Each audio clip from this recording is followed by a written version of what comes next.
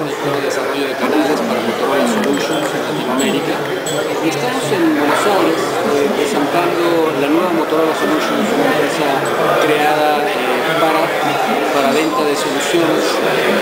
para negocios B2B. Y estamos en Argentina anunciando lo que es la visión de la empresa, la misión, cuál es la promesa de valor que tenemos.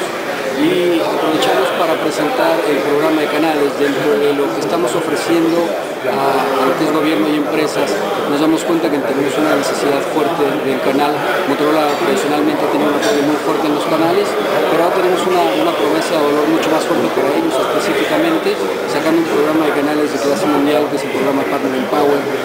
Aprovechamos para comunicar un poco de los éxitos que tuvimos del programa el Track WNS, que es banda ancha inalámbrica, el año pasado, y comunicar cómo va a venir el programa para los tracks de mobility, para los tracks de radio y comunicaciones en la segunda mitad de este año, y bueno, darles digamos, la noticia de cuáles son las prestaciones y los beneficios que vienen, y bueno, el cuidado que estamos poniendo de que sea un programa número uno incluyente, número dos que fomente la colaboración entre los diferentes partners de diferentes tracks, que permita que los diferentes partners se puedan diferenciar en el mercado o en el producto que quieran, y que tengan opción a irse a otros tracks en caso de que la deseen, y adicionalmente que se pueda llegar de una manera bastante